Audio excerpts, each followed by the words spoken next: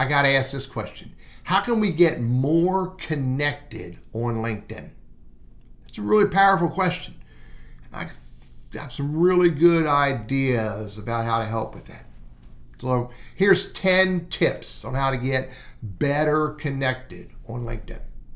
First of all, it starts with this. Knowing clearly who you want to be connected with. Know clearly who your target audience is before you spend any time networking on LinkedIn, because you don't want to waste time trying to connect with the wrong people. Number 2, you need to know clearly who are the influencers of your target audience. Who are the people that you can connect with, who can introduce you to the people you want to get connected to, i.e. your target audience. And along that lines, you also want to be very purposeful about starting to connect with the people you already know, the people who are already relevant to you, the people that you're not yet connected with, but you know them and they know you, because you don't know everybody that they know, and they may know somebody you need to know. Here's another one. You need to show up where your target audience and their influencers show up.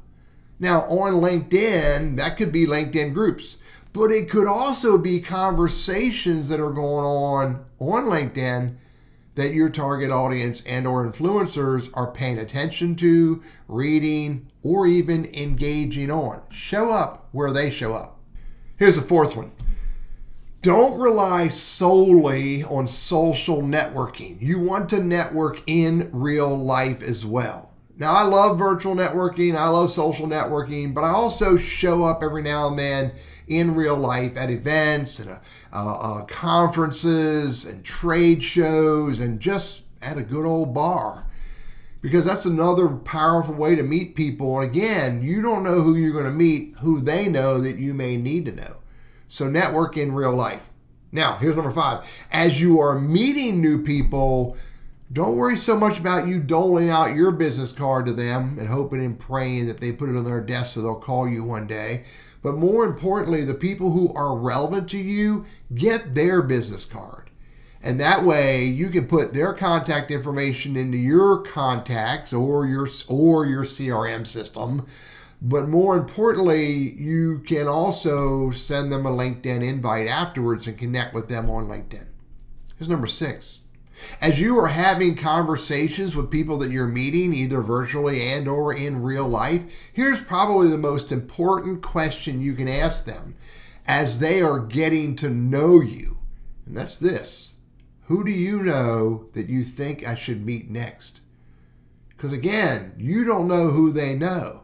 And they may very well have a thought of someone who is relevant to you that they want you to meet. So ask for that information, again, when you have permission to ask.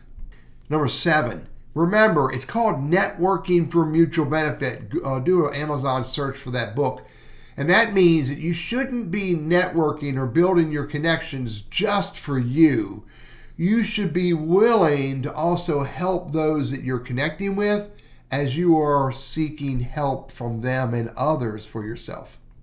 Number 8, as you are searching LinkedIn to find people that you may want to connect with, don't be so eager to send them or quick to send them a LinkedIn invite.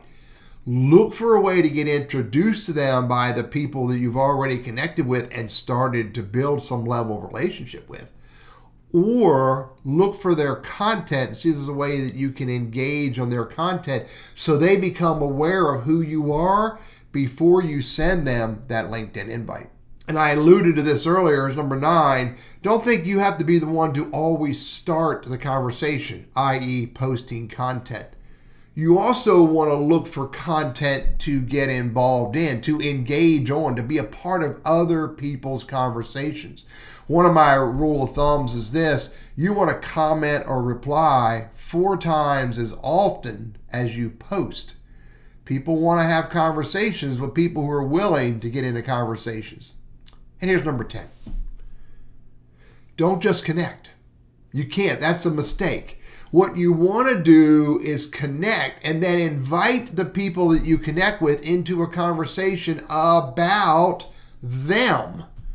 So invite them to a conversation, get to know them a little bit more, get to know a little bit more about their business, what their goals are, et cetera, et cetera. And if you do that appropriately and you do it sincerely and transparently, then they are more likely to want to know more about you. And then, and only then, do you have permission to talk about yourself. It's not about the number. It's about the relationships you're building and the relevance of all the people you're connecting with. Don't think so hard about the number. Instead, work purposely to find the right people and get introduced to them and connect with them and pull them into conversations. And remember that most important question. When you have permission, who do you know that I should meet next? I'm Teddy, your LinkedIn and Sales Navigator strategist, trainer, and coach, and I hope this is helpful for you.